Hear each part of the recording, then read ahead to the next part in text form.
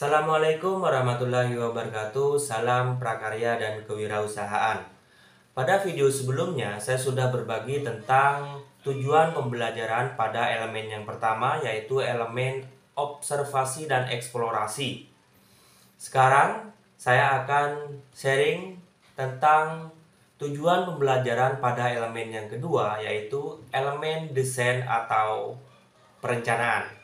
Pada elemen desain atau perencanaan mempunyai tujuan pembelajaran, yaitu peserta didik mampu menyusun rencana pembuatan produk olahan pangan higienis atau produk non-pangan berdasarkan analisis usaha, ketersediaan bahan. Ketersediaan bahan maksudnya adalah bahan sumber daya alam yang ada di sekitar kita, misalkan di sekitar desa kita atau di sekitar kecamatan.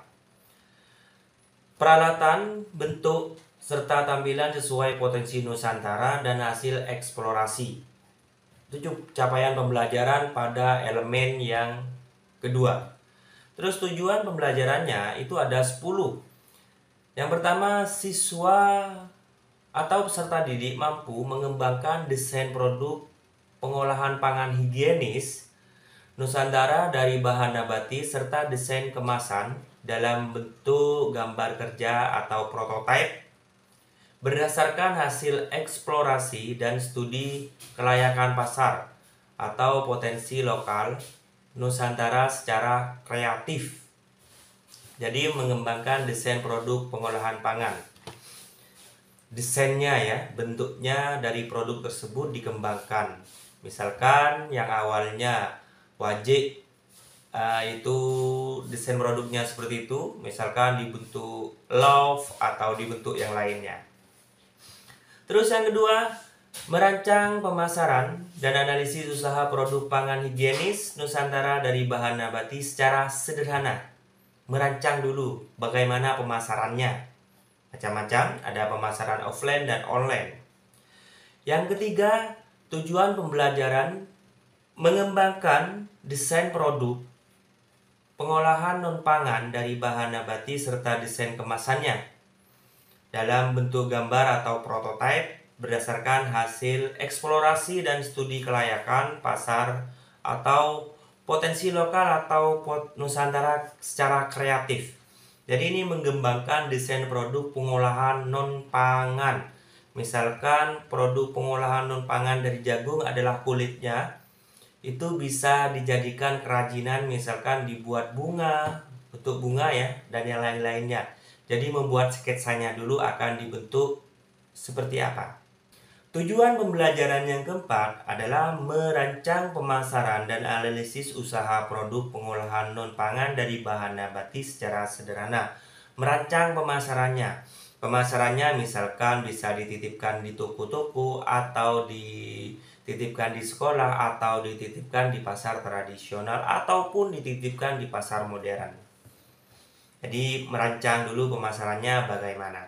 Terus tujuan pembelajaran yang kelima adalah mengembangkan desain produk pengolahan pangan higienis Nusantara dari bahan hewani. Oke, bahan hewani adalah bahan yang diperoleh dari hewan. Contohnya adalah daging, telur, dan susu. Kalau di daerah Probolinggo itu penghasil susu ada di daerah Krucil. Itu penghasil susu. Dan yang keenam, tujuan pembelajaran dari fase kedua ini adalah, itu anak saya lagi manggil-manggil ya, sorry, saya pause dulu.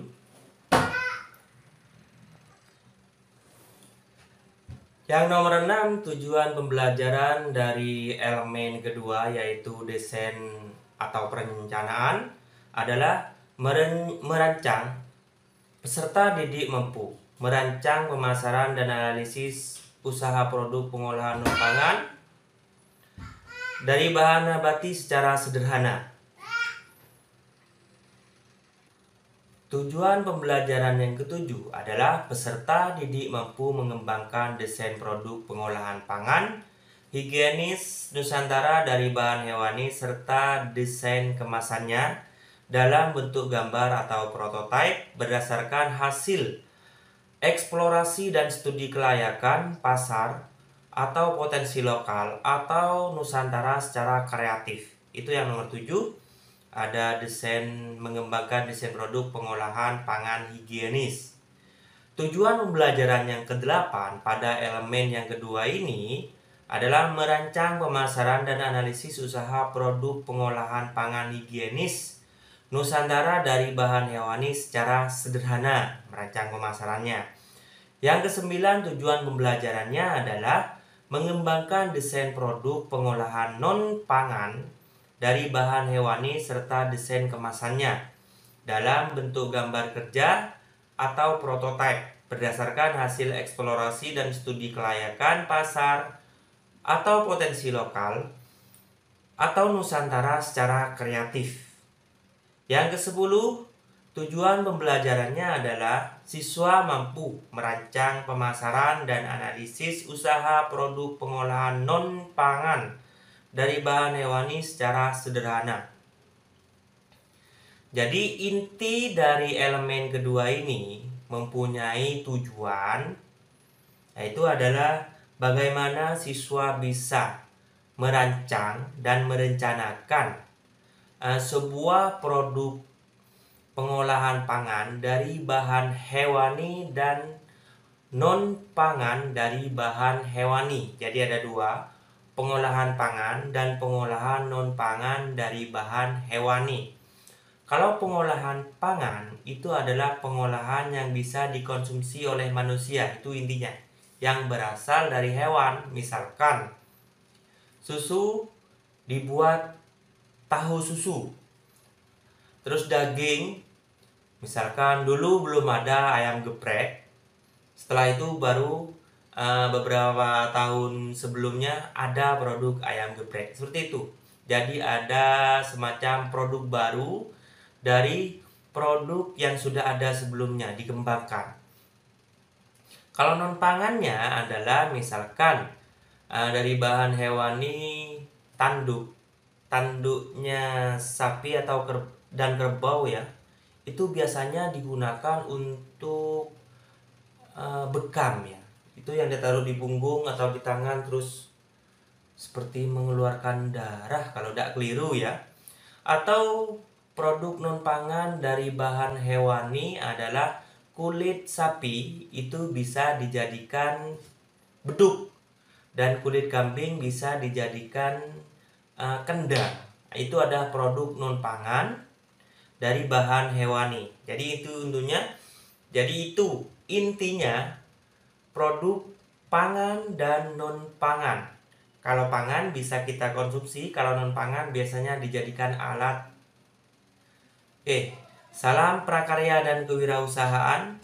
Jika ada masukan atau kritik dan saran, silahkan komen di bawah video ini.